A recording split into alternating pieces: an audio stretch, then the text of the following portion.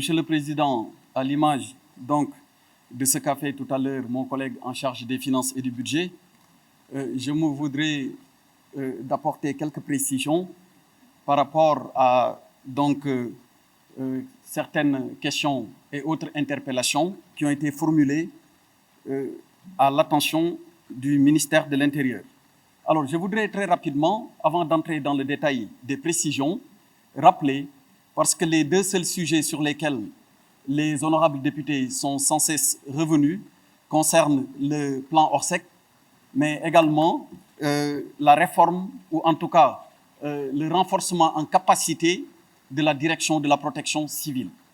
S'agissant du plan Orsec, je voudrais préciser que c'est un décret de 1999, exactement en date du 4 mars, qui a prévu le plan Orsec, modifiant un décret de 1993.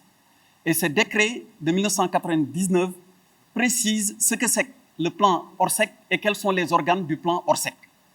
Le plan national d'organisation des secours, dit plan Orsec, est déclenché en cas de catastrophe et lorsque le fonctionnement normal des services de l'État ne parvient plus à faire face à une catastrophe qui s'est déclenchée. Voilà ce que c'est le plan national Orsec. Et ça me donne l'occasion de préciser à l'attention de l'honorable Madame Marie Ndiaye Sow qu'il n'y a pas de contradiction ou de manque de coordination entre le plan Orsec et les différents autres plans, tels que d'ailleurs cela a été précisé tout à l'heure. Lorsque nous sommes dans le cadre normal de l'exécution des missions de l'État, le plan Orsec n'est pas déclenché. C'est pourquoi c'est les missions naturelles qu'on retrouve dans le cadre, par exemple, du programme décennal de lutte contre les inondations qui seront normalement mises en œuvre. Mais quand arrive un moment où par l'ampleur d'un phénomène qui apparaît, le fonctionnement normal ne parvient plus à adresser de telles questions, il est normal, et en vertu du décret de 1999 que j'ai cité tout à l'heure, que le ministre de l'Intérieur, par arrêté, déclenche le plan Orsec. Mais après son déclenchement, qu'est-ce qui se passe? Il y a des organes qui composent le dit plan. Il y a un état-major de commandement, il y a des groupes opérationnels et des cellules d'appui. Ça me donne aussi là l'occasion de répondre un peu à une interpellation de l'honorable député Abdoulaye Baldé par rapport à son vœu d'associer dans l'exécution des missions du plan Orsec les maires.